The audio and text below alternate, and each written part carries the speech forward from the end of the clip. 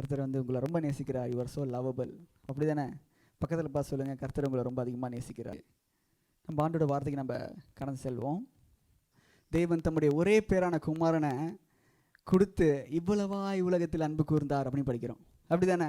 தேவன் நம்மளுக்கு கொடுத்த கிஃப்ட்னா அது வந்து ஆண்டவராகிய இயேசு கிறிஸ்து தான் அந்த கிஃப்ட்டு.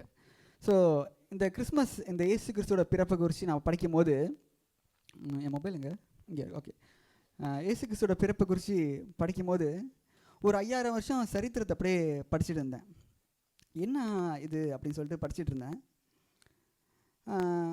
என்ன எனக்கு வந்து கண்டுபிடிக்கணும்னு ஆசைப்பட்டேன்னா, இயேசு கிறிஸ்து இஸ்ரவேலில் பெத்லகேமில் பிறந்திருக்கிறப்ப இந்தியாவில் எந்த அரசாங்கம், எது வந்து ஆட்சி, எந்த ராஜா ஆட்சி பண்ணிக்கிட்டு இருந்தார்? உங்களுக்கு அந்த மாதிரி ஒரு ஆசை வந்திருக்கா? இயேசு கிறிஸ்து இஸ்ரேல் தேசத்தில் பெத்லகேமில் பிறந்திருக்கிறப்ப இந்தியாவில் எந்த ராஜா இருந்தார் அப்படின்னு பார்க்குறப்ப அப்படியே படிச்சுட்டு ஒவ்வொரு இதாக ஹிஸ்ட்ரியை படிச்சுட்டு வரப்போ சத்து ஆரம்பத்துலேருந்து வருது. சிந்து சமவெளி நாகரிகம், மொஹஞ்சதாரோ, ஹரப்பா அங்கேருந்து வருது. அப்புறம் மகாஜன பாண்டா வராரு. அப்புறம் அலெக்சாண்டர் த கிரேட்டு, கிமு 326 அலெக்சாண்டர் த கிரேட் வராரு. ஸோ இப்படியா வந்துட்டு இருக்கிறப்ப சந்திரகுப்தாக்கு அடுத்து சாதவனாஸ் அப்படின்னு ஒருத்தவங்க வராங்க. அவங்களோட ஆட்சி மட்டும் பார்த்திங்கன்னா ஒரு 450 வருஷம் ஆட்சி அவங்களோட ஆட்சி. அந்த ஆட்சியில் அவங்க வந்து எங்கே வந்து இருந்தாங்கன்னா ஆந்திர பிரதேஷில் ஃபுல்லாக, அந்த ஏரியாவில் ஃபுல்லாக கவர்டாக இருந்தாங்க. அதே நேரத்தில் குஷானாஸ் அப்படின்ற ஒரு குரூப் என்ன பண்ணுறாங்களா, பஞ்சாப், ராஜஸ்தான் அந்த ஏரியாவில் வந்து ஃபுல்லாக ஆக்குபை பண்ணிட்டு இருந்தாங்க. ஸோ இயேசு கிறிஸ்து அங்கே பெத்லகேமில் இஸ்ரேலில் பிறந்திருக்கிறப்ப இங்கே யார் இருந்தாங்கன்னா, இந்த சாதவனாஸும் குஷானாஸ் அப்புறம் ஷாக்கா, இவங்கெல்லாம் இங்கே இந்தியா தேசத்தில் ஆட்சி பண்ணிகிட்டு இருந்தாங்க. ஸோ இயேசு கிறிஸ்துவோட பிறப்பு எவ்வளோ உண்மைன்றதுக்காக சொல்கிறேன். ஏன்னா இதுக்கப்புறம் தான் வந்து யார் வரானா, குப்தா டைனஸ்டி வருது. நம்ம ஹிஸ்ட்ரிலாம் படிச்சிருப்போம். இந்தியர்களின் பொற்காலம் என்று அழைக்கப்படும் அது எந்த ராஜ்யம் அப்படின்னு கேட்குறப்ப குப்தர்களுடைய ராஜ்யம் அப்படின்னு நம்ம படிச்சிருக்கோம்.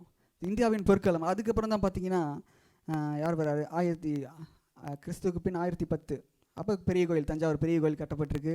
அதுக்கப்புறம் குத்புதீன் ஐபக்கு, டெல்லி சுல்தான்கள், அதுக்கப்புறம் அக்பரு, அப்புறம் முகல்ஸு, அப்புறம் 1615 சார் தாமஸ் ராவ் அப்படின்றவர் ஆங்கிலேயர்கள் வந்து இந்தியாவுக்கு வராங்க, வணிக செய்கிறதுக்கு வராங்க. அப்போ தான் ஆங்கிலேயர் முத என்ட்ரி ஆகிறாங்க இந்தியாவுக்குள்ளே. அதுக்கப்புறம் ஈஸ்ட் இந்தியா கம்பெனி வந்து எஸ்டாப்ளிஷ் ஆகுது. அதுக்கப்புறம் பார்த்திங்கன்னா சிப்பாய் கழகத்தில் வந்து இந்தியா முழுவதும் என்ன ஆகுது, குவீனோட கண்ட்ரோலுக்கு போயிடுச்சு. முற்றிலுமாக சிப்பாய் கழகத்தில் கம்ப்ளீட்டாக இந்த இந்தியா வந்து ஆங்கிலேயருக்கு அடிமையாக்கப்பட்டோம். ஸோ 1947 நம்முடைய தாத்தாவாகிய காந்தி தாத்தா நம்மளுக்கு என்ன பண்ணார், ஒரு சுதந்திரத்தை வாங்கி கொடுத்தாரு. 2024 இங்கே நீங்கள் தஞ்சாவூரில் உட்காந்து கிடக்குறீங்க. ஸோ இப்படி வந்து பாருங்கள், அங்கங்கே அந்த ஆட்சிகள் பார்த்திங்கன்னா அவன் அடித்து தூக்கிட்டு அவன் ராஜாவை அடித்து அடுத்து அவன் ராஜாவாகலாம்.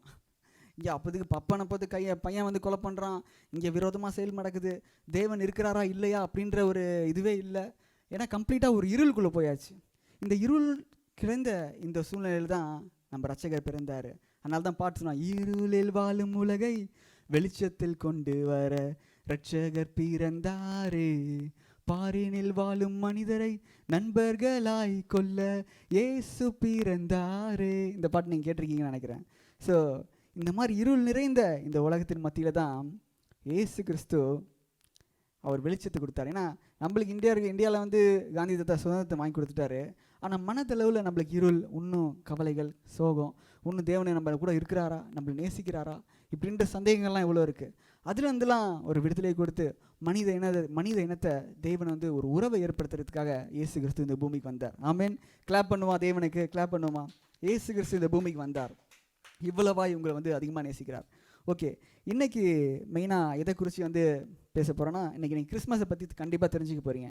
ஏன் ஜீசஸ் வந்தார், அவரோட நோக்கம் என்ன, அவரோட பர்பஸ் என்ன, அவர் மனுஷங்கிட்ட என்ன விரும்பினார் அப்படின்ற விஷயத்த நீங்கள் வந்து தெரிஞ்சுக்கணும். இப்போ ஸோ கிறிஸ்மஸை பற்றி சொல்லணுன்னா ஃபஸ்ட்டு எங்கேருந்து ஆரம்பிக்கணும்னா, ஆதியாகமம் 1:1 அங்கே ஆரம்பிக்கக்கூடாது. அது இதான ஆதியாகமம் 1:1 ஃபஸ்ட்டு பேஜில் இருக்கும். ஆதியிலே தேவன் வானத்தையும் பூமியும் சிருஷ்டித்தார் அப்படின்னு நம்ம படிக்கிறோம். ஆனால் எங்கே நம்ம ஆரம்பிக்கணும்னா அதுக்கு முன்னாடி, அப்போ கிரியேஷனுக்கு முன்னாடி என்ன நடந்துச்சு அப்படின்னு பார்த்தீங்கன்னா, யோவான் 1ஆம் அதிகாரம் 1ஆம் அதிகாரம் எடுங்க, ஃபஸ்ட்டு 3 வசனம் அப்படி படிக்க போகிறோம் நம்ம. ஸோ இந்த மெசேஜை மட்டும் கவனிங்க, உங்களுக்கு கண்டிப்பாக பிரயோஜனமாக இருக்கும். யோவான் 1ஆம் அதிகாரம் 1வது வசனம் பார்க்குறீங்களா? பார்க்க முடியுதா? பாருங்க, ஆதியிலே வார்த்தை இருந்தது, அந்த வார்த்தை தேவனிடத்தில் இருந்தது, அந்த வார்த்தை தேவனாய் இருந்தது. அவர் ஆதியிலே தேவனோடு இருந்தார், சகலமும் அவர் மூலமாய் உண்டாயிற்று, உண்டானதென்றும் அவராலே அல்லாமல் உண்டாகவில்லை. ஸோ ஆதியிலே வார்த்தை இருந்துச்சான். ஸோ இந்த பிகினிங் எங்கே என்ன இருந்துச்சுன்னா, பிதா, குமாரன், பரிசுத்தாவியானவர், இவங்க 3 பேர் தான் இருந்திருக்காங்க. அந்த வார்த்தை தான் மாம்சமாகி இந்த பூமிக்கு இயேசு கிறிஸ்துவா வந்தார். ஸோ இந்த பிதா, குமாரன், பரிசுத்தாவியானவர் 3 பேரும் பார்த்தீங்கன்னா அவங்க ஒரு முகமுகமாய் ஒரு நல்ல ஒரு உறவில் இருந்திருக்காங்க. The purest form of love அப்படின்னா அவங்க 3 பேருக்குள்ளே தான் இருந்துச்சு. பிதாவானவர் பார்த்திங்கன்னா குமாரனை அவ்வளோ நேசிக்கிறாரு, குமாரனானவர் வந்து பரிசுத்தாவியானவர் அவ்வளோ நேசிக்கிறாரு, ஆவியானவர் பிதாவானவரை இப்படி நேசிக்கிறாரு. ஸோ இவங்களுக்குள்ள ஒரு ஒளி மறைவே இல்லை. இவங்களுக்குள்ளே இருக்கிற அந்த கபடற்ற அந்த கபடமுள்ள இந்த இருதயம், பொறாமை, இந்த வஞ்சகத்தன்மை, இந்த கன்னிங்னஸ், இது எதுவுமே இந்த 3 பேருக்குள்ளே இல்லை. இந்த 3 பேருமே அவ்வளோ லவ்வபுளாக இருந்தாங்க. இவங்க யாரை பற்றி குறை பேச மாட்டாங்க. நம்மளுக்கு கை வந்த கலையாக இருக்கிற எந்த ஒரு காரியத்தையுமே அவங்க செஞ்சதே கிடையாது. அவங்க அவ்வளோ லவ்வாக 3 பேர் இருந்திருக்காங்க. இவங்களுக்கு வந்து செல்ஃப் எக்ஸிஸ்டிங்காக இருந்தாங்க. மற்றதுக்கெலாம் ரீசன் ஆஃப் எக்ஸிஸ்டன்ஸ் வந்து வெளியே இருக்கும். உதாரணத்துக்கு மீன் வந்து கடலில் இருக்கும், அதை ஒட்டி எடுத்துகிட்டா என்ன ஆகிடும்? செத்து போயிடும். இப்போ நம்மளுக்கு காற்று தேவை, நம்மளுக்கு எல்லாமே இந்த ரீசன் ஆஃப் எக்ஸிஸ்டன்ஸ்னு பார்த்திங்கன்னா வெளியே இருக்குது. ஆனால் இந்த பிதா, குமாரன், பரிசுத்தாவியானவர் அவங்க செல்ஃப் எக்ஸிஸ்டிங்காக இருந்தாங்க. அவங்க யாருமே இந்த மாதிரி வெளியே வந்து எதையும் சார்ந்து அவங்க இல்லை. அவங்களுக்குள்ளே நம்ம ஃபோனுக்கு கூட பார்த்திங்கன்னா ஒரு சார்ஜ் போட்டால் தான் அது வந்து என்ன பண்ணும், சார்ஜ் போட்டுக்கிட்டே இருக்கணும். எல்லாத்துக்கும் ரீசன் ஆஃப் எக்ஸிஸ்டன்ஸ் வந்து வெளியே இருக்குது. ஆனால் இந்த பிதா, குமாரன், பரிசுத்தாவியானவர் மட்டும் 3 பேருக்கும் எந்த ஒரு இதுவுமே தேவையில்லை. அவங்க 3 பேரும் ஒரு பியூரஸ்ட் ஃபார்ம் ஆஃப் லவ்வில் வந்து 3 பேர் இருக்காங்க. அவங்க 3 பேரும் அப்படியே முகமுகமாய் ஒருத்தரை பார்த்து அன்பு கூர்ந்துக்கிட்டு இருந்திருக்காங்க. ஸோ இந்த முகமுகமாய் இந்த திரியேக உறவில் இவங்க எடுத்த தீர்மானம் தான், இந்த முகமுகமாக இருக்கிற இந்த திரியேக உறவில் தான் சிருஷ்டிப்பு நடந்துச்சு. புரியுதா? இவங்க 3 பேருக்குள்ள இந்த ரியல் லவ்வில் இருக்கும்போது தான் இந்த உலகத்தை ஆதியிலே தேவன் வானத்தையும் பூமியும் சிருஷ்டித்தான் நீங்கள் படிக்கிறீங்க பாருங்கள். இது வந்து எப்போ நடந்துச்சுன்னா இவங்க 3 பேருக்குள்ள ஒரு பியூரஸ்ட் ஃபார்ம் ஆஃப் லவ், அந்த லவ்வில் இந்த உலகத்தை படித்தாங்க. அந்த 3 பேரோட நோக்கம் என்னன்னா, இந்த உலகத்தில் ஒரு மனுஷனை உண்டாக்கி அந்த மனுஷனையும் இந்த திரியேக உறவுக்குள்ளே வந்து அவங்களும் பங்கேற்று கொள்ளணும்.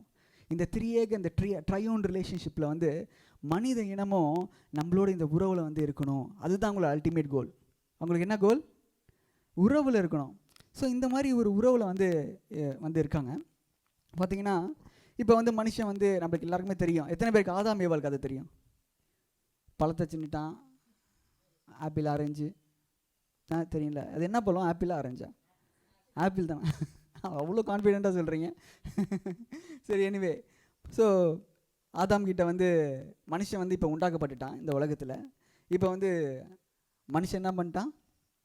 தின்னக்கூடாத, எதை சாப்பிடக்கூடாதுன்னு சொன்னானோ அந்த பழத்தை போய் ஆப்பிள் பழத்தை பீஸ் போட்டு என்ன பண்ணிட்டாங்க, 2 பேரும் நம்ம சாப்பிட்டு முடிச்சிட்டாங்க. இவங்க வந்து என்ன செஞ்சுட்டாங்க? பாவம் உள்ளே வந்துடுச்சு. சின் கேம் இன்டு தி வேர்ல்டு. இங்கே தான் பாவம் வந்துச்சு. இப்போ என்ன ஒரு கேள்வினா, நம்ம நிறைய நம்ம நினச்சிக்கிறோம் இந்த பாவம் வந்ததுனால தேவனோட கேரக்டர் அப்படியே மாறி போயிடுச்சு, அவரோட தன்மை அப்படியே மாறி போயிடுச்சுன்னு நினைக்கிறோம். ஆனால் என்ன ஒரு விஷயம்னா, அவரோட கேரக்டரோட தன்மையும் மாறவே இல்லை. இப்போ ரிலையன்ஸ் இருக்குது, ரிலையன்ஸில் ஒரு கடல மிட்டாய் பாட்டில் வந்து கீழே விழுந்துச்சுன்னா அம்பானி வந்து ஏழையாயிடுவாரா? வாய்ப்பு இல்லைல்ல.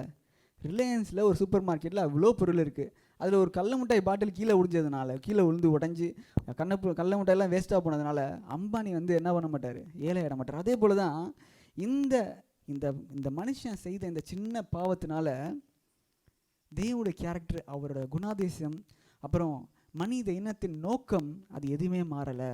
ஓகேவா? அது ஃபஸ்ட்டு தெரிஞ்சுக்கணும். ஏன்னா நம்ம நேரத்தில் என்ன நினச்சிக்கிறோம், இந்த பாவத்தினால தான் இந்த உலகம் வந்துச்சு. கண்டிப்பாக பாவம் வந்து பாதிப்பு ஏற்படுத்துச்சு தான். ஆனால் இந்த பாவத்தை பேஸ் பண்ணி தான் இந்த பைபிளே ஸ்டார்ட் பண்ணிச்சு அப்படின்னு நீங்கள் நினச்சிக்கூடாது. அதுக்காக சொல்கிறேன், மனித என்னோட நோக்கம் தேவனோட உறவில் இருக்கணும். இந்த பாவம் வந்து கம்ப்ளீட்டாக தேவனோட கேரக்டர் அப்படியே மோசமாக, அப்படியே கொடூரமான ஒரு மனுஷனாக வந்து மாற்றவே இல்லை.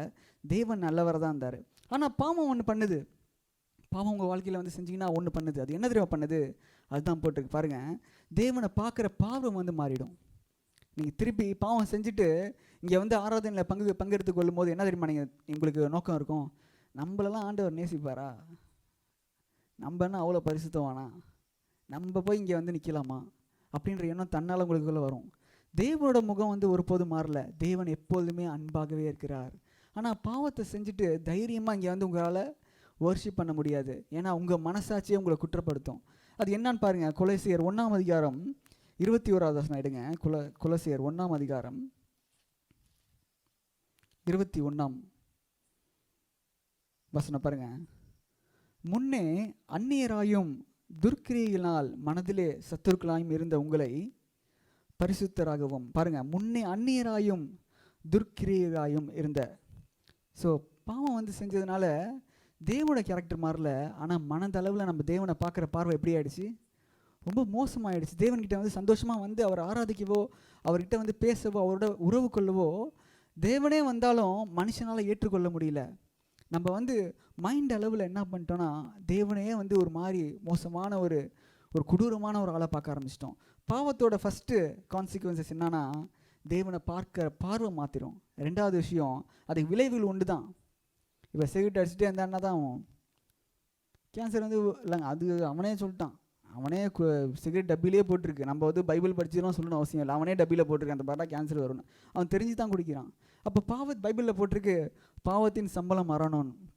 ஸோ சிகரெட் அடிக்கும்போது கண்டிப்பாக அது ரெண்டாவது விளைவு தான். ஆனால் ஃபஸ்ட்டு விளைவு என்னென்னா தேவனை பார்க்குற பார்வை மாறிடும். அதனால் நீங்கள் தேவன்கிட்ட வந்து மனுஷன் வந்து வரைய மாட்டான். இது எவ்வளோ பெரிய முக்கியமான விஷயம் தெரியுமா? தேவனோட ஒரு உறவில் இல்லைன்னா ஒரு மனுஷன் ஈஸியாக பாவத்தில் எழுதுவான். அதனால் அவர் பல தடவை ட்ரை பண்ணுறாரு. எப்படி ட்ரை பண்ணுறாருன்னா, யாத்திராகமத்தில் பார்த்தீங்கன்னா இயேசு கிறிஸ்து தேவன் வந்து சீனாய் மலையில் இறங்கி வந்தார். எத்தனை ஞாபகம் இருக்கா? எத்தனை பேருக்கு தெரியுது? நம்ம பாடுறோம், சீனாய் மலை தனிலே இறங்கி வந்தவர் எப்படி நம்ம பாடுறோம் நம்ம.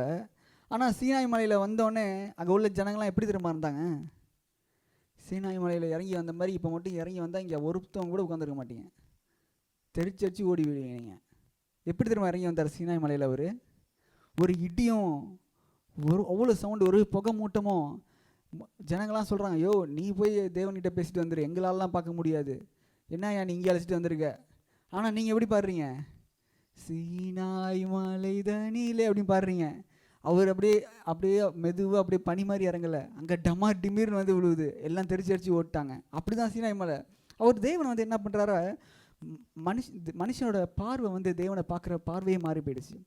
அதுக்கப்புறம் தேவனே மனுஷங்கிட்ட உறவு கொண்டு வரும்போது மனுஷன் வந்து திருப்பி அந்த ரிலேஷன்ஷிப்பை வந்து கனெக்ட் பண்ணவே முடியல. ரெண்டாவது தடவை பார்த்தீங்கன்னா நம்ம 2 நாளாகமத்தில் பார்ப்போம். சாலமோன் அவர் தேவாலயத்தை கட்டும்போது ஷெக்கினா மகிமை வந்து அந்த தேவாலயத்தில் இறங்கும். அப்பையும் மகிமை இறங்கும் போதும் இந்த ஆசாரியர்களால் சுத்தமாக தேவனை வந்து பார்க்கவே முடியல, பனி மட்டும்தான் இருக்குது. அப்போ ஃபஸ்ட் டைம் வந்து பார்த்தீங்கன்னா அது சீனாய் மலையிலையும் தேவன் மனுஷனோட உறவு கொள்ள ட்ரை பண்ணும்போதும் மனுஷங்களாம் தெரிச்சு தான் ஓடினானுங்க. சாலமோன் டெம்பிள்லேயும் ஷெக்கினா மகிமையால் மூணப்பையும் ஜனங்க வந்து என்ன பண்ணாங்க, தெரிச்சு தான் ஓடினாங்க.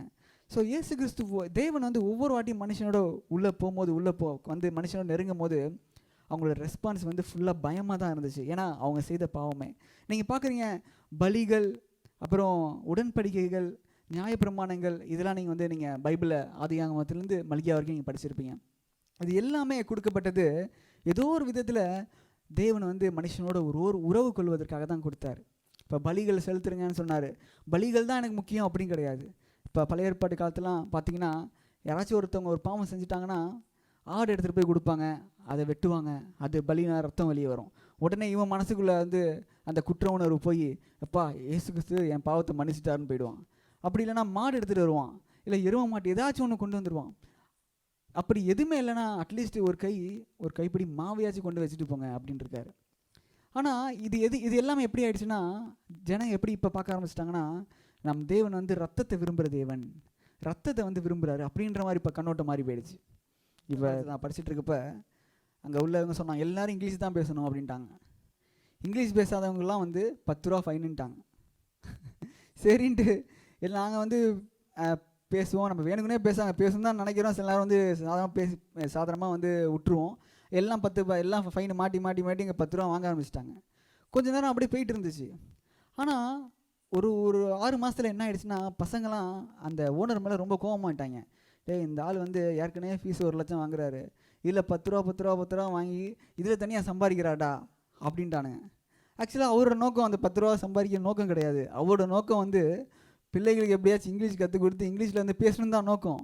ஆனால் ஒரு ஸ்டேஜுக்கு மேலே இவனுக்கு வந்து அந்த அவர் போட்ட அந்த ரூல்ஸ் எப்படி ஆயிடுச்சுன்னா, அவரை பார்க்குற விதமே எப்படி மாறிடுச்சு.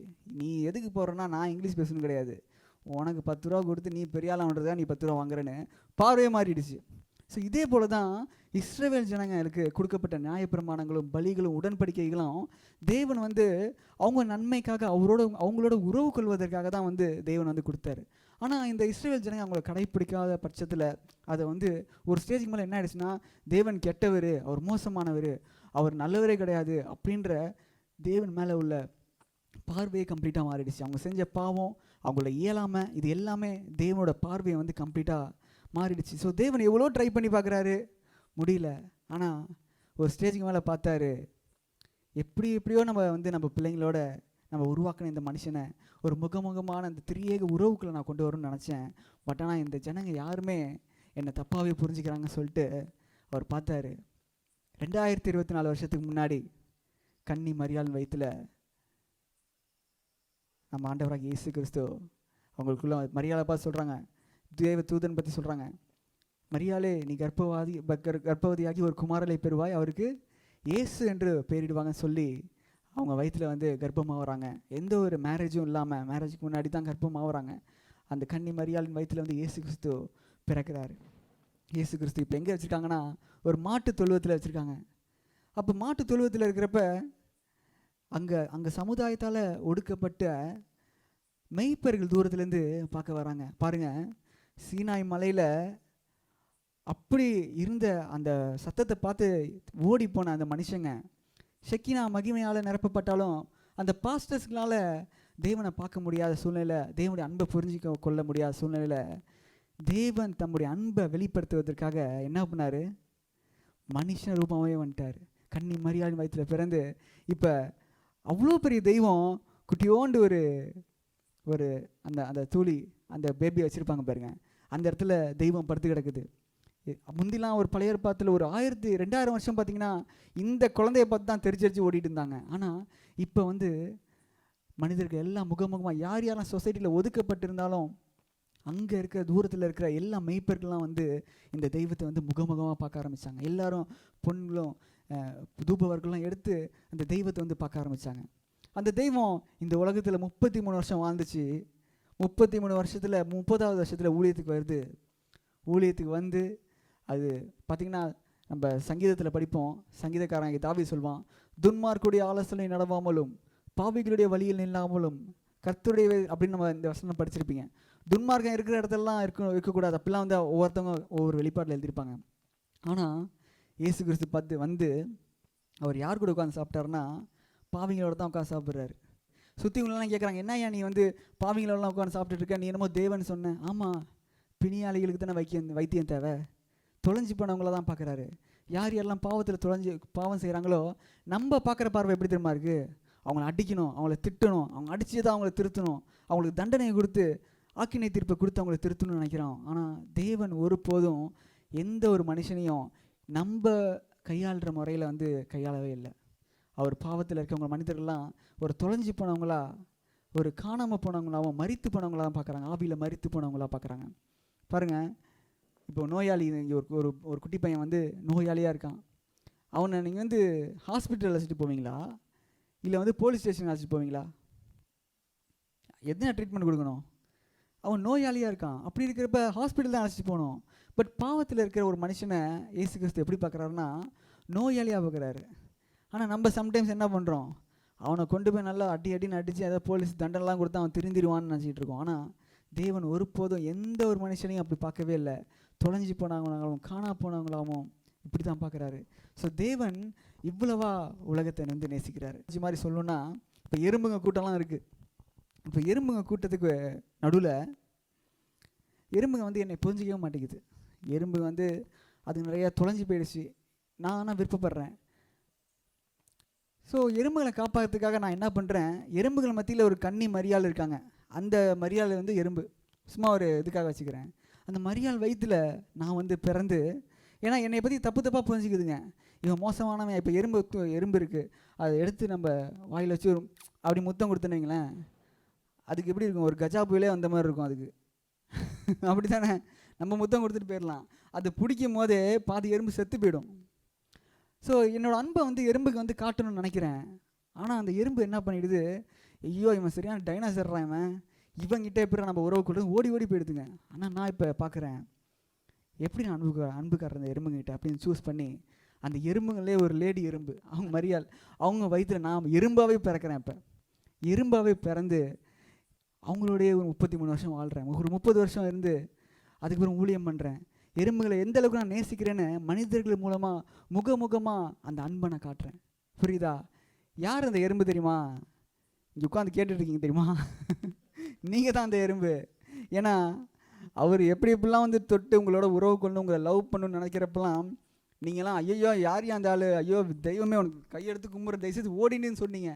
ஆனால் இயேசு கிறிஸ்து தெய்வமாக இந்த உலகத்துக்கு வந்து அப்போ தான் கிறிஸ்மஸ்ன்றது. இதுக்கு முன்னால் இயேசு கிறிஸ்து மனித ஆவாரத்துக்கு முன்னாடி தேவனாக இருந்தார், மனுஷனாக இருந்தான். ஆனால் கிறிஸ்மஸ்க்கு அப்புறம் தான் தேவன் மனுஷனானார். எத்தனையோ பேர் நான் வந்து தேவனாகணும் தெய்வமாகணும்னு முயற்சி எடுத்துக்கிட்டு இருந்தாங்க. ஆனால் இந்த உலகத்தை படைத்த உண்மையான தெய்வம் உண்மையிலே மனுஷனாக மாறினார். ஆமேன். எவ்வளோ நல்ல தேவன் இல்லை? ஸோ நான் அந்த இருமங்கிட்ட போய் சொல்கிறேன், உங்களை எவ்வளோ திரும்ப நேசிக்கிறார் பிதானவர், நீ தப்பாக நினச்சி இல்லை அது சொல்லி. எங்கள் டேடி, எங்கள் அப்பா பேர் ராஜேந்திரன். ஸோ அதுங்கெல்லாம் என் அப்பாவை பற்றி தப்பாக சொல்லுதுங்க. ஆனால் நான் சொல்கிறேன் அந்த எறும்பு கூட்டத்துக்கிட்ட, நீ அப்படி நினைக்காதீங்க, எங்கள் அப்பா ரொம்ப நல்லவர் தான், நீ நினைக்கிற மாதிரி கிடையாது, அவர் அன்பு காட்டணும் தான் நினைக்கிறாரு, ஆனால் நீங்கள் தப்பாக புரிஞ்சிக்காதீங்க. உடனே அங்கே உள்ள எறும்புகள்லாம் சொல்லுதுங்க, இல்லை அப்படிலாம் கிடையாதுன்னு. ஆனால் அந்த எறும்புகளுக்கு தெரியுமா, மனுஷனாக இருந்து எறும்பாக மாறினா எனக்கு தெரியுமா எங்கள் அப்பாவை பற்றி? யாருக்கு தெரியும்? எனக்கு தான் தெரியும். என் டேடியை பற்றி எனக்கு தான் நல்லா தெரியும்.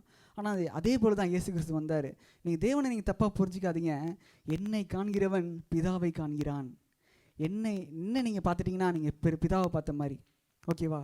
நீங்கள் வந்து பிதாவானவர் நீங்கள் தப்பாக நினச்சிக்காதீங்க, அவர் ரொம்ப நல்லவர் அப்படி சொல்லி அந்த அந்த பிதா குமாரன் பரிசுத்தாவே அந்த சிருஷ்டிப்புக்கு முன்னாடி இருந்து அவங்க தீர்மானம் எடுத்து மனுஷன் பாவத்திலையும் தொலைஞ்சு போனப்போ இயேசு கிறிஸ்து என்ன பண்ணார், அந்த வார்த்தை மாம்சமாகி இந்த உலகத்துக்கு வந்து உங்கள் எல்லாருக்கும் அன்பை வந்து வெளிப்படுத்தினார். ஆமேன். தேவன் எவ்வளோ நல்லவர்ல, கிளாப் பண்ணுமா அவருக்கு? ஸோ இப்படி தான் இயேசு கிறிஸ்து இந்த உலகத்துக்கு வந்து அவருடைய அன்பை வந்து வெளிப்படுத்தினார். இப்போ முடிச்சிடுறேன் நான். ஸோ தேவனோட அல்டிமேட் பர்பஸ் பூமிக்கு வந்தது நோக்கம் என்னன்னா, உங்களோட எதுக்காக இயேசு கிறிஸ்து வந்தார்? உங்களோட ஒரு ரிலேஷன்ஷிப், ஒரு முகமுகமான ஒரு உறவு ஏற்படுத்தணும். அவரோட நோக்கம், நீங்கள் பாவம் செஞ்சதுனால தேவனை பார்க்குற பார்வை மாறி போயிடுச்சு, தேவனை விட்டு நீங்கள் தூரம் போயிட்டீங்க. ஆனால் காட் என்ன பண்ணார், இந்த பூமிக்கு வந்து அந்த குற்ற உணர்வை அப்படி எடுத்து போட்டு, நான் பாவியாக இருந்தாலும், ஆனால் ரோமரில் 5ஆம் அதிகாரத்தில் படிக்கிறோம், நான் பாவியாக இருக்கையில் கிறிஸ்து நம்ம மேல் வைத்த அன்பை விளங்க பண்ணி நான் படிக்கிறோம். நீ மனம் திரும்பின பிறகு தான் அவனை நேசிக்கிறேன், நீ நீதிவான் ஆன பிறகு தான் அவனை நேசிக்கிறேன், பரிசுத்தவான ஆன பிறகு தான் நேசிக்கிறேன் அப்படி சொல்லவே இல்லை. நம்ம காலேஜ் படிக்கிறோம், பசங்க சொல்லுவாங்க, மச்சான் நான் இந்த தப்பு பண்ணிட்டேன், அதனால் நான் 10 நாள் ஆன பிறகு தான் என் மனசெல்லாம் சரியாகும், அப்போ தான் நான் அப்பா கிட்டே வருவேன் அப்படின்மா, தேவன்கிட்ட வருவேன்மா. ஏன்? அவன் செஞ்ச பாவம் அவனையே குற்ற உணர்வுப்படுத்தி தேவனை பார்க்குற பாவரை மாறி விசுவாசமே இழந்து போயிட்டான். இதுதான் பிரச்சனை, பாவத்தோட பிரச்சனையே. ஆனால் தேவன் சொல்கிறாரு, நீங்கள் எப்படிப்பட்ட பாவம் செஞ்சுதான்னு பரவாயில்ல, நீங்கள் தைரியமாக என்ன பண்ணலாம், கிருபாசனத்துக்கு வந்துடலாம். ஏன்னா இந்த கிருபையின் சுவிசேஷத்தின்படி நீங்கள் நல்லது செஞ்சதுனால நல்லவங்களும் கிடையாது, இன்னும் ஒரு சில தீமைகள் செஞ்சதுனால தீமையானவர்களும் கிடையாது. இயேசு கிறிஸ்து சிலுவையில் செய்து முடித்ததுனால நீங்கள் எல்லாரும் நீதிமான்கள், நீங்கள் எல்லாரும் பரிசுத்தவான்கள். உங்களோட கிரியையினால் நீங்கள் வந்து நீதிமான்கள் ஆக முடியாது. நம்மளோட கிரியையில் எவ்வளோ குறைகள் இருக்குது, அதுலேயே ஒரு கன்னிங்னஸ் இருக்கும். அதனால் நம்மளோட நீதின்னு சொல்கிறதுக்கு ஒன்றுமே இல்லை. இயேசு கிறிஸ்து சிலுவையில் செய்து முடித்த எல்லா சூழ்நிலைனாலும் அவர் சிலுவையில் மரித்து உயிர் தெழுந்ததுனால நீங்கள் எல்லாரும் நீதிமான்களாகவும் பரிசுத்தவான்களாகவும் குமாரர்களாகவும் குமாரத்திகளாகவும் நீங்கள் மாற்றப்பட்டிருக்கீங்க. நம்புறீங்களா? ஆமென். கர்த்தர் ரொம்ப நல்லவர். பாருங்கள், நான் ஏற்கனவே சொன்னேன், ஒரு ஸ்டோரி மட்டும் ஃபைனலாக சொல்கிறேன். 2ஆம் உலகப் போகிறப்ப லியூட்டனன்ட், இவர் வந்து ஒரு சோல்ஜர், இவர் ஹீரோ ஒனாடா அப்படின்ற ஒருத்தர் இருக்கிறார். 2ஆம் உலகப் போர் அப்போ நடந்த உண்மையான ஒரு சம்பவத்தை சொல்கிறேன். நம்மளுக்கு தெரியும், ஜப்பானை வந்து சும்மா இருந்த அமெரிக்காவை போய் என்ன பண்ணிட்டாங்க, பேர்ல் ஹார்பரில் போய் குண்டை போட்டானுங்க. ஞாபகம் இருக்கா? பேர்ல் ஹார்பரில் போய் குண்டை போட்டானுங்க. அவனுக்கு பதிலுக்கு என்ன பண்ணானுங்க, ஹிரோஷிமா நாகசாகியில் ஒரு பெரிய குண்டை வந்து போட்டு ஜப்பானே வந்து ஒரு பாதி ஜப்பான் அழிஞ்சிருச்சு. அதுக்கப்புறம் பிற குழந்தைகள்லாம் பார்த்திங்கன்னா நோயோடு தான் பிறந்துச்சு. அந்த மாதிரி ஒரு பாம் பிளாஸ்ட்டை வந்து அமெரிக்கா வந்து போட்டாங்க. ஸோ லுபாங், அதாவது பிலிப்பைன்ஸ் தேசத்தில் லுபாங் அப்படின்ற இடத்துல ஜப்பானோடைய படை வீரர்கள் வந்து கொஞ்சம் ஒரு சில பேர் இறக்கி விட்டாங்களாம். அந்த இடத்துல என்ன சொல்லியிருக்காங்க, சீஃப் கமாண்டர் ஹீரோ ஒனாடாவை பார்த்து, நம்ம 2ஆம் உலகப் போர் உச்சத்தில் போயிட்டுருக்கு, உலகத்தில் உள்ள எல்லா நாடுகளும் சண்டை போட்டுட்ருக்காங்க, நீங்கள் என்ன பண்ணணும், என்கிட்ட திரும்பி ஒரு ஆர்டர் வர வரைக்கும் நீ என்ன பண்ணணும், எல்லாரையும் சுட்டு தள்ளிட்டு இருக்கணும், ஒரு ஆள் கூட இருக்கக்கூடாதுடா, எல்லாத்தையும் சுட்டு சுட்டு சுட்டு காலி பண்ணிட்டு இருக்கணும், அதான் உனக்கு கொடுத்த ஆர்டர் சொன்னோன்னே இந்த ஹீரோ ஒனாடாவும் அவங்களுக்குள்ள இந்த போர் வீரர்களும் அந்த ஐலாண்டுக்குள்ளே போய் பயங்கரமாக சுட்டு தள்ளிட்டு இருக்கானுங்க. ஆனால் என்ன ஒரு விஷயம்னா, எப்போ இந்த அமெரிக்கா ஹிரோஷிமா நாகசாகியில் ஒரு பாம்பு போட்ட உடனே ஜப்பான் வந்து என்ன பண்ணிச்சா, சரண்டர் ஆகிடுச்சு. இனிமேல் விட்டுருங்கப்பா, இனிமேல் நாங்கள் பிரச்சனையே பண்ண மாட்டோம்னு போய் சரண்டர் பண்ணிட்டாங்க. அப்போ அந்த அமெரிக்காவோட பிரசிடெண்ட்டாக இருந்த ட்ரூமன் என்ன சொல்லிட்டார், ஓகே 2ஆம் உலகப் போர் வந்து முடிவுக்கு வந்துருச்சு, எல்லா போர் வீரர்களும் என்ன பண்ணலாம், ஆயுதங்களை கீழே இறக்குங்க, இனிமேல் யுத்தம் வேணாம், 2ஆம் உலகப் போர் 1945 முடிவு பெற்றுருச்சு, அதனால் நீங்கள் எல்லா சோல்ஜர்ஸும் வீட்டுக்கு போங்கன்னு சொல்லி அனுப்பிச்சுட்ருக்காங்க. ஆனால் இங்கே ஒரு கும்பல் பார்த்திங்கன்னா, அந்த லுபாங் அந்த ஹீரோ ஒனாடா பார்த்திங்கன்னா பயங்கரமாக அங்கே வில்லேஜ் பீப்புள், அங்கே பிலிப்பைன்ஸ் தேசத்தில் எல்லாரையும் வந்து சுட்டுக்கிட்டு இருக்காங்க. அப்போ அமெரிக்கா இந்த ஜப்பானில் உள்ள ஆளுங்களாம் என்ன பண்ணுறாங்கன்னா, எல்லா போர் வீரர்களையும் வந்து திருப்பி கூப்பிடணுன்றதுக்காக ஃப்ளைட்டில் வந்து அனுப்புகிறாங்க. ஃப்ளைட்டில் அனுப்பி பேம்ப்ளெட்ஸாக போடுறாங்க. என்ன பேம்ப்ளெட்ஸ்னால், 2ஆம் உலகப் போர் முடிஞ்சிருச்சு, நீங்கள் எல்லாம் என்ன பண்ணுங்கள், வந்துடுங்க, போதும், நீங்கள் சண்டை போட்டது போதும், வீட்டுக்கு வந்துடுங்க அப்படின்னு ஃப்ளைட்டில் போய் எல்லா இடத்துலையும் போய் அப்படியே பேம்ப்ளெட்ஸ் அப்படியே வீசுகிறாங்க. அந்த பேம்ப்ளெட்ஸ் வந்து எங்கே போய் வந்து உழுவுதுன்னா, கரெக்டாக அந்த லுபாங் அந்த ஹீரோ ஒனாடா அந்த குரூப் இருக்கிற இடத்துல வந்து உழுவுது. ஆனால் இந்த ஹீரோ ஒனாடாவும் அங்கே உள்ள ஆட்கள்லாம் அந்த பேம்ப்ளெட்ஸ் எடுத்து படித்து பார்த்துட்டு தப்பாக புரிஞ்சுக்கிட்டாங்க, இது அமெரிக்காவோட சதி, நம்ம போரெல்லாம் நிறுத்திட்டு நம்ம வெளியே போனோடனே நம்மளை சுட்டுறதுக்காக தான் இப்படி பண்ணுறானுங்க, நம்ம போரை மட்டும் நிறுத்திடவே கூடாதுன்னு சொல்லி அங்கே உள்ள இன்னும் அங்கே வில்லேஜ் பீப்புள், அங்கே உள்ள போலீஸ் அவங்கக்கிட்டலாம் சண்டை போட்டு இன்னும் சண்டை போட்டுக்கிட்டே இருக்கானுங்க. சண்டை போட்டு இவர் கூட இருந்த எல்லாருமே கொஞ்சம் கொஞ்சமாக ஒவ்வொருத்தராக மரித்து போக ஆரம்பித்தாங்க. மரித்து போய் கடைசியில் பார்த்தா இவர் கூட ஒருத்தர் தான் இருந்தார். அவரும் கடைசியாக ஒரு கிராமத்துக்கு போய் அங்கே போய் யுத்தம் பண்ணுறப்ப, காட்டில் இருந்து சுத்தம் பண்ணுறப்ப இந்த ஹீரோ ஒனாடாவோட ஃப்ரெண்டு அவரும் மரித்து போயிடுறாரு. ஒருத்தர் மட்டும், இந்த ஹீரோ ஒனாடா இருக்கிற ஒருத்தர் வந்து அதுக்கு முன்னாடி நடுவில் வந்து வெளியே போயிட்டார் இந்த குரூப்லேருந்து. ஸோ இன்னும் யுத்தம் பண்ணிக்கிட்டே போயிட்டுருக்காரு. கிட்டத்தட்ட 1 நாள் 2 நாள் வந்து யுத்தம் பண்ணி முடியாத விஷயம் அது. எத்தனை வருஷம் தெரியுமா அந்த காட்டில் யுத்தம் பண்ணிட்டு இருந்தார்?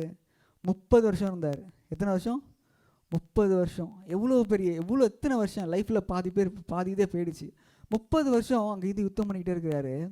அப்போ இவர் டீம்லேருந்து வெளியே போன ஒருத்தர் ஜப்பானுக்கு போய் சொல்கிறாரு, அங்கே ஒருத்தர் வந்து ஹீரோ ஒன்னாடா லியூட்டனன்ட் கலர்னல் இருக்கிறாரு, அவர் வந்து சீஃப் கமாண்டிங் ஆஃபீஸரை வந்து சொன்னாதான் அவர் வந்து இதை வந்து இந்த போரை வந்து நிறுத்துவேன் அப்படின்றாரு. அது வரைக்கும் எல்லாரையும் சுட்டுட்டு இருக்காரு, தயவுசெய்து போங்கன்னு அனுப்பிச்சி விட்ருக்காரு. ஒன்று எங்கள் ஜப்பான்லேருந்து அந்த கமாண்ட் ஆஃபீஸர், அவர் ரொம்ப வயசாக போயிட்டார், அவருக்கு 30 வருஷம் ஆகிடுச்சு பாருங்கள்.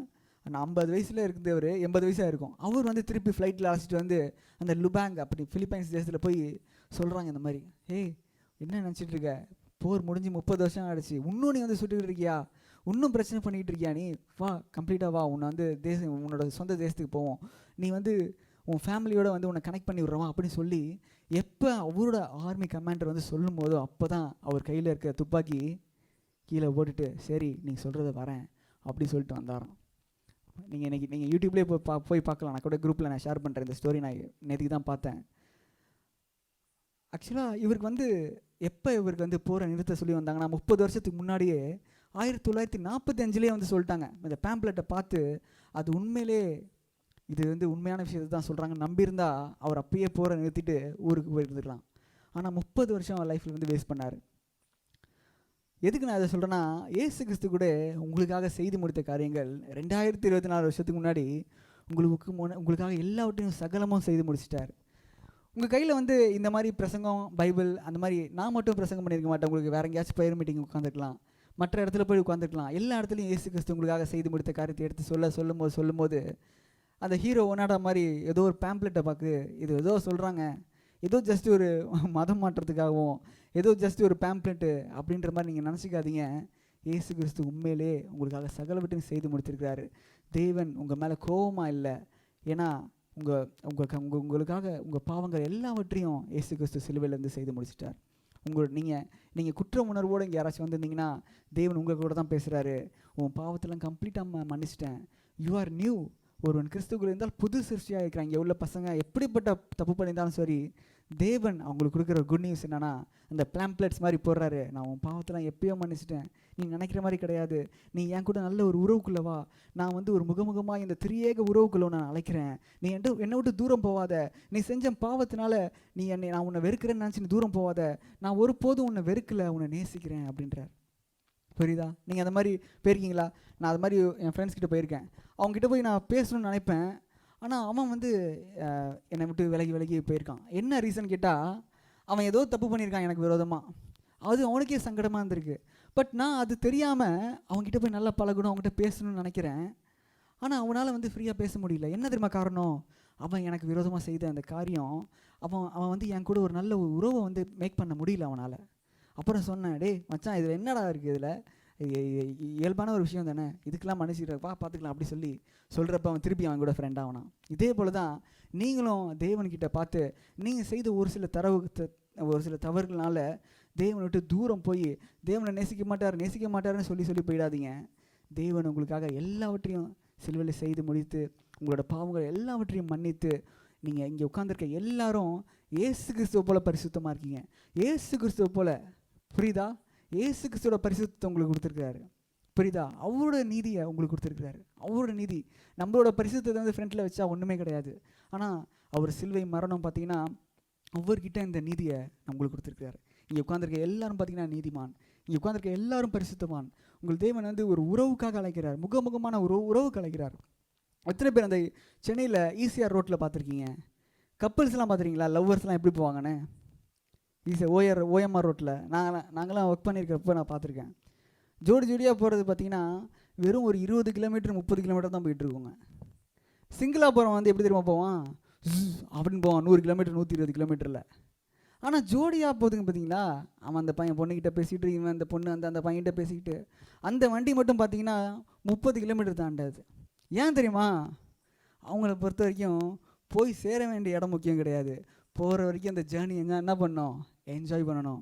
என் மனசில் ஒன்றும் இல்லை, ஏதாச்சும் நீ என்ன தின்ன, நான் என்ன தின்னேன், நீ என்ன சாப்பிட்ட, நீ எங்கே போனேன், இதுவாக தான் இருக்கும். ஆனால் அந்த ரிலேஷன்ஷிப்பை 2 பேரும் என்ன பண்ணுறாங்க? விரும்புகிறாங்க. புரியுதா? ரொம்ப ரிலேஷன்ஷிப்பை விரும்புகிறவங்க என்ன பண்ணுறாங்க? போய் சேர வேண்டிய இடத்த 100 கிலோமீட்டர் போனேன், எந்த அளவுக்கு ஸ்லோவாக ஓட்டி முடிஞ்ச அளவுக்கு அந்த பொண்ணுக்கிட்ட பேசி, இந்த பொண்ணு அவங்ககிட்ட பேசி ஒரு உறவை அவங்களுக்குள்ள பில்ட் பண்ணிக்கிறாங்க. இதே போல் தான் இந்த கிறிஸ்தவம் ஏதோ எடுத்தவொடனே அப்படியே நரகத்துலேருந்து தப்பிச்சு பரலோகத்துக்குள்ளே ஏறி துபுதுன்னு ஓடுறது மட்டும் கிடையாது. அந்த போகிற வரைக்கும் இந்த பூமியில் இருக்கிற நாட்கள் ஒவ்வொரு நாளும் தேவனோட ஒரு முகமுகமான ஒரு உறவுக்காக அழைக்கிறார். புரியுதா?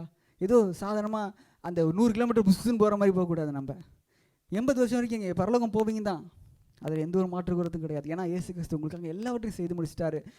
இங்கே உட்காந்துருக்க எல்லாரும் கண்டிப்பாக பரலோகத்துக்கு போவீங்க, அதில் எந்த மாற்று கருத்தும் கிடையாது. ஓகேவா?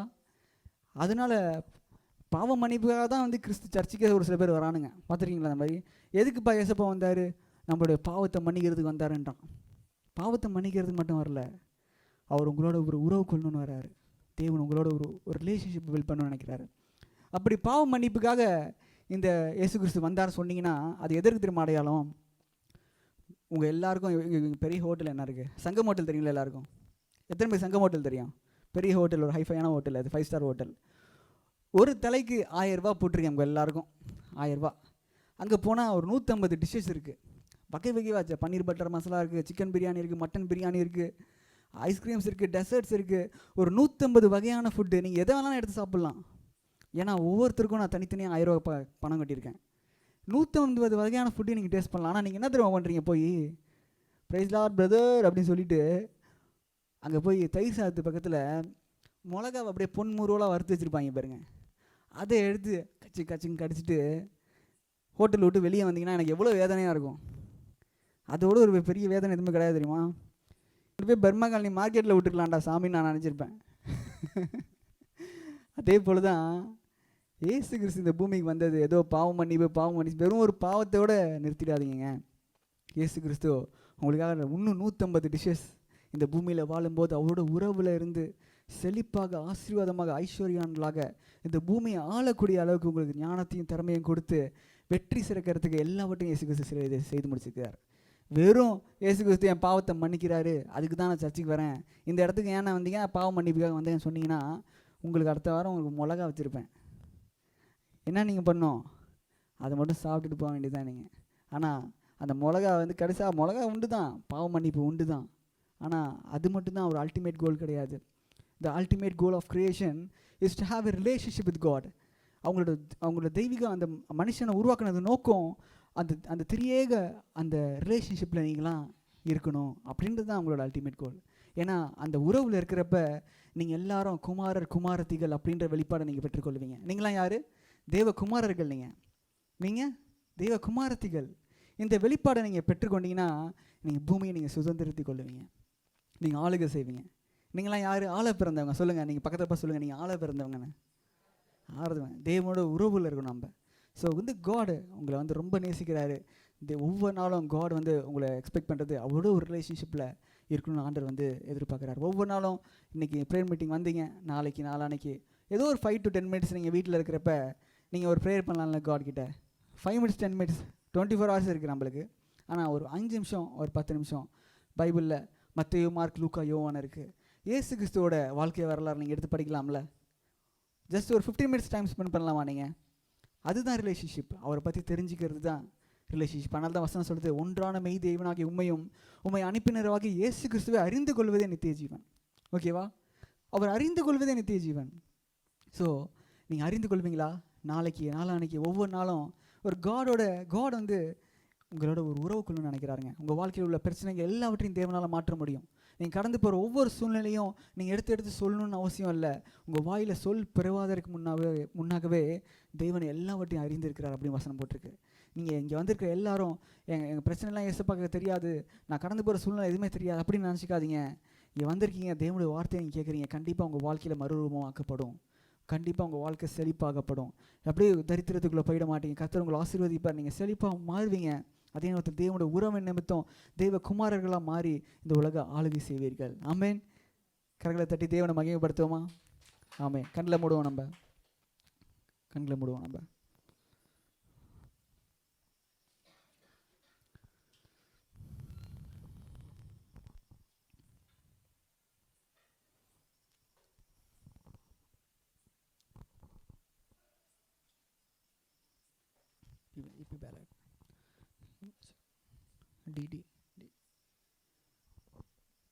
ஸ்தோத்திரம் இயேசுப்பா. டாடி, இங்கே வந்திருக்க எல்லாரும் உங்களோட ஒரு முகமுகமான ஒரு உறவுக்களை நீங்கள் எங்களை அழைச்சிருந்தீங்க இயேசுப்பா. டாடி, அந்த ரிலேஷன்ஷிப்பை நாங்கள் விரும்புகிறோம். இத்தனை நாள் ஏதோ பாவம் மன்னிப்புக்காக நாங்கள் இங்கே வந்திருந்தோம், ஏதாச்சும் ஒரு ஆதாயத்துக்காக இது வேணும் அது வேணுன்றதுக்காக தான் வந்தோம். பட் இன்றைக்கி இந்த கேட்ட சத்தியத்தின் மூலமாக நாங்கள் தெரிஞ்சுக்கிட்டோம், தேவனே நீங்கள் எங்களோட ஒரு உறவு கொள்ளணும்னு நினைக்கிறீங்க. You want relationship. எங்களோட ஒரு உறவு கொள்ளணும்னு நீங்கள் ஆசைப்படுறியா ஒரு நல்ல தேவனாக இருக்கீங்களேப்பா. நன்றி டாடி. ஒரு நாமத்தை நாங்கள் உயர்த்துகிறோம். ஸ்தோத்திரம் டாடி. உங்களோட உறவில் இருக்கும்போது நாங்கள் தேவனுடைய குமாரர், தேவனுடைய குமாரத்தி அப்படின்ற வெளிப்பாடை நீங்கள் எங்களுக்கு கொடுக்குறீங்க. இதன் மூலமாக உங்களை போலவே இந்த பூமியை சுதந்திரத்துக்கொள்ளும் ராஜா. ஸ்தோத்திரம். உமக்கு எல்லா கணத்தை செலுத்துகிறோம் ராஜா, உமக்கு எல்லா கணத்தையும் செலுத்துகிறோம்.